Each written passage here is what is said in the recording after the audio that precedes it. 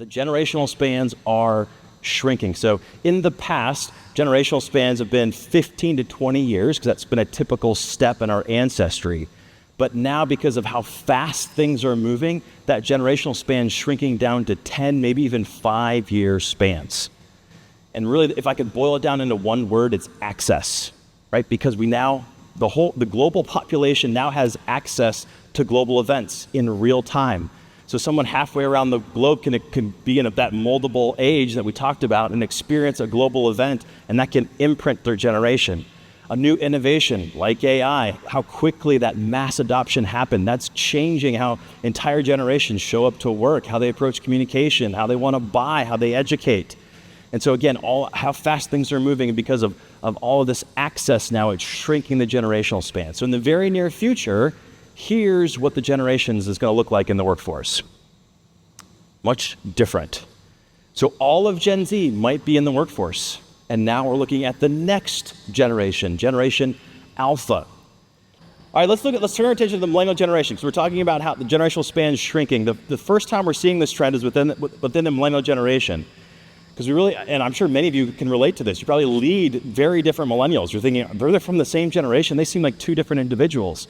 Because there's a distinction between older millennials and younger millennials. And there's a clear line. I'm an older millennial, so I really relate to this. And so here's the line. Here's how we know the difference between older millennials and younger millennials. It's those that did play and those that did not play the Oregon Trail.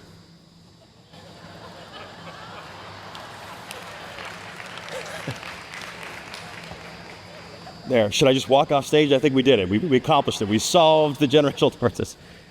All right, I use this example tongue-in-cheek, but it's perfect to illustrate what we're talking about. So why were younger millennials not interested in playing the Oregon Trail?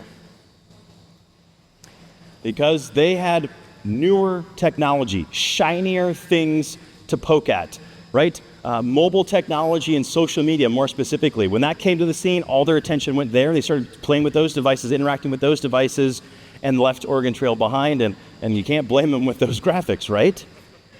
And so this is what I'm talking about. Because of the advances in technology, because of access, these generational spans are shrinking.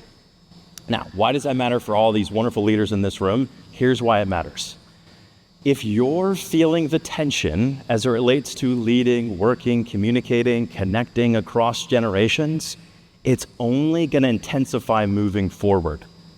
So we've got to get our hands around this. And I'm sorry to say, we're not going to solve it today. I'm going to do my darndest to give you as much as I can to help you ease this tension, but the conversation doesn't stop today. As leaders, we have to constantly be revisiting this conversation and understanding that the new workforce that comes through your doors is going to have different ways of communicating, expectations around career, et cetera.